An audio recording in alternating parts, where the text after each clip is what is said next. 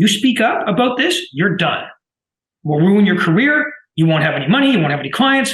It's the same thing all across society, right? That's the problem. That's how you get to the point where it's full-on tyranny, authoritarianism, and that's what Canada is doing right now, right? Because most Canadians are compliant, they're fearful, they're timid, they're go along to get along. They value their own lives over the principles, and I can't say I blame them half the time. I mean, standing for your principles is costly.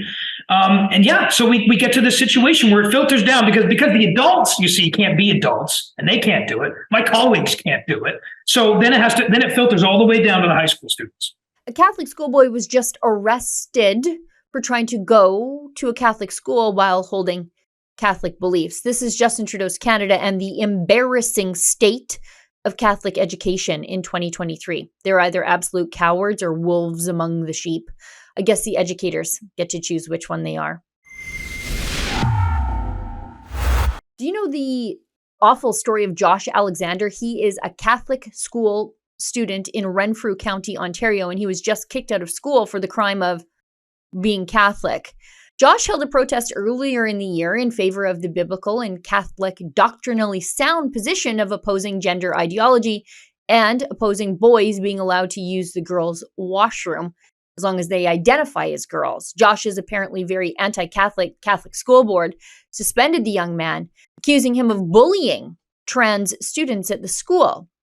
So Josh got a lawyer involved, James Kitchen from the Liberty Coalition Canada, who said it's time to take the fight to the school board. Joshua was served a trespass notice by the principal of St. Joseph's High School back in January for the crime of trying to go to school. Now, the earlier suspension of Josh Alexander has been extended to the end of the 2023 school year, robbing Josh of his entire grade 11 because his, I repeat, doctrinally sound Catholic beliefs at his Catholic school would amount to, quote, bullying trans students. Now, just today, as I'm filming this, February 6, 2023, Josh was arrested and detained for trying to go to school. Rebel News is catching up with Josh later this week, but in the meantime, I wanted to show you this interview I had with Josh's lawyer, James Kitchen. I filmed it last week, where James describes the school board's inability or lack of desire to balance Josh's rights to freedom of religion and free thought and free expression with the comfort of his trans-identifying classmates. Comfort, by the way, is not a charter-protected right, but freedom of religion is. Anyway, let's take a listen. So joining me now is Josh's lawyer, James Kitchen. James, bring us up to sort of how did we get to this spot where we have a Catholic high school student going to a Catholic school, espousing the Catholic worldview, ending up suspended from school? Well, legally we get here, I guess, because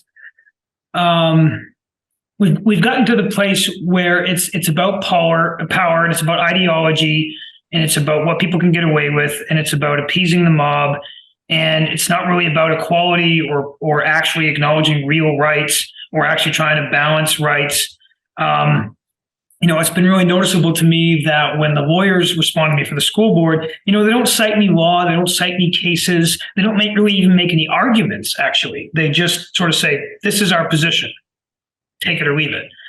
And, that would make sense if we lived, and I always come back to this, if we did not live in a society that is supposedly ruled by the rule of law, supposedly we have rights and freedoms and they must actually be respected and followed, even if you're like an unpopular person, like a white straight male or, a Christian or whoever, if you're in an unpopular group, you still have the same rights as everybody else. If we didn't live in a society that was run that way, then that type of response would make sense.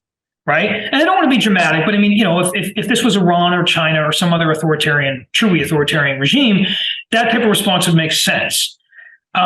But that's what I think should be really scary and telling for people is the response of these people who are on sort of the woke side, the side that the government is on, the side that the ideology of a lot of the powerful corporations are on, et cetera. Their position is now, we don't care what you say the law is. We're not even going to so much as argue the law. This is just our position. We have the power. We have the money. You can go pound sand.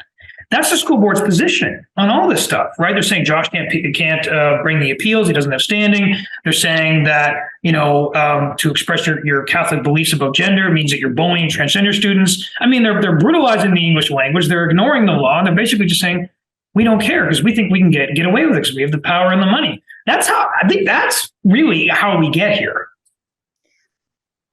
It's almost as though we're living in a theocracy, but the religion is progressivism, and there's no pluralism allowed, no diversity of thought allowed. And yet they're the ones who keep banging the old diversity drum.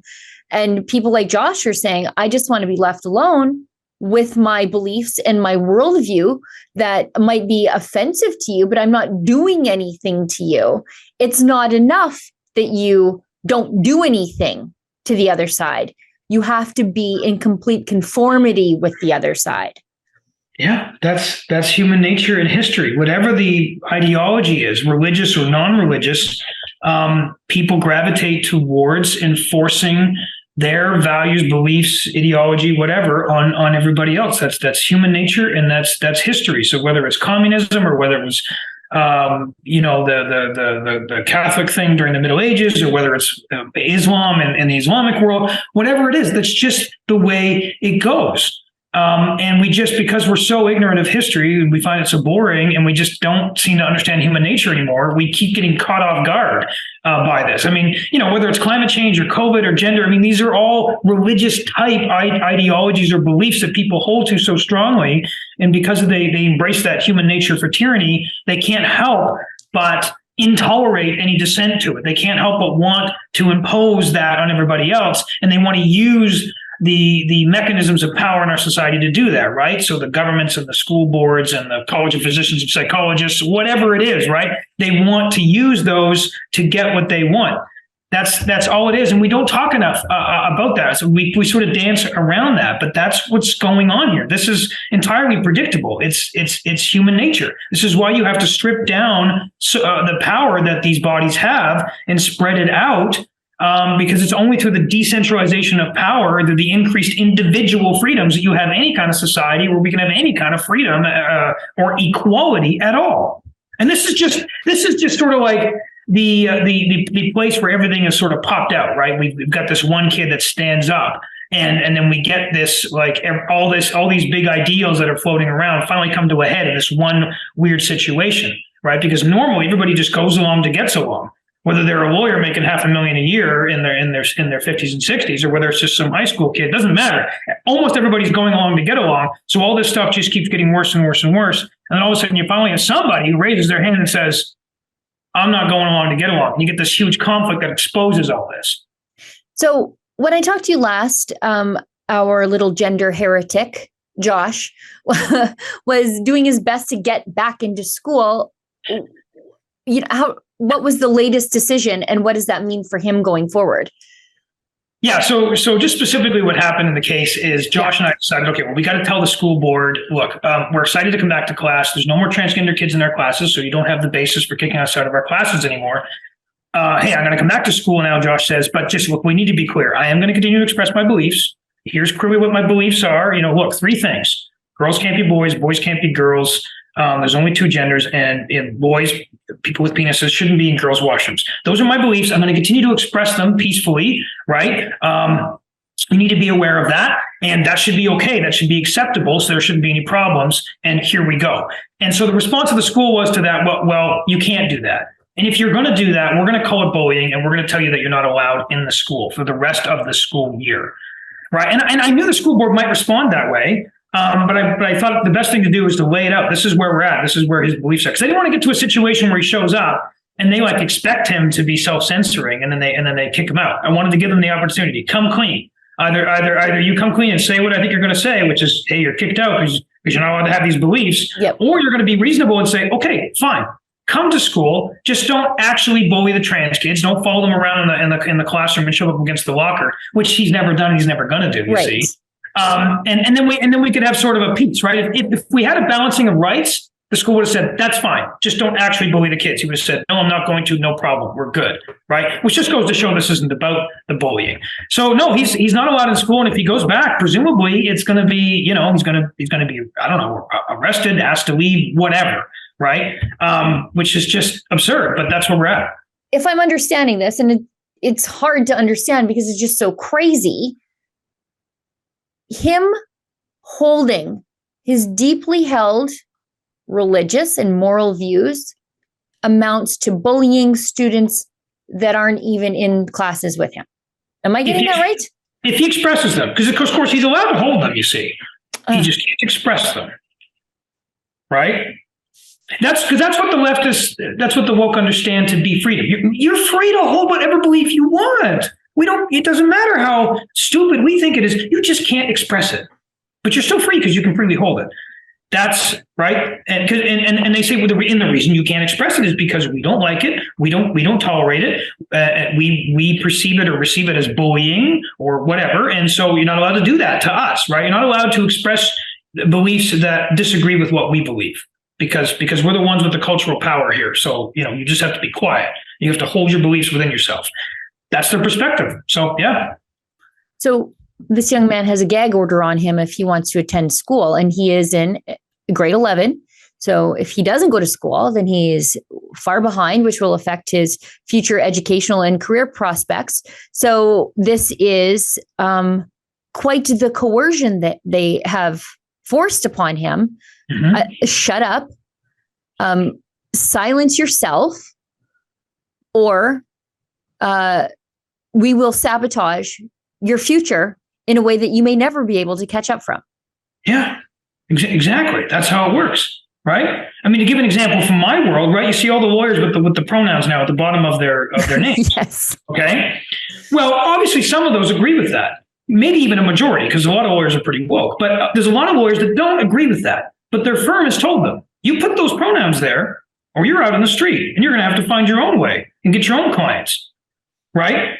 I'm an extreme anomaly in the legal world, right? I'm a free agent, right? Nobody tells me what to do, except the Law Society would try to tell me what to do. Yeah. And I'm sure eventually, they will. They'll come for you. Don't worry. They've been quietly telling me what to do. I can't talk about it, but yeah.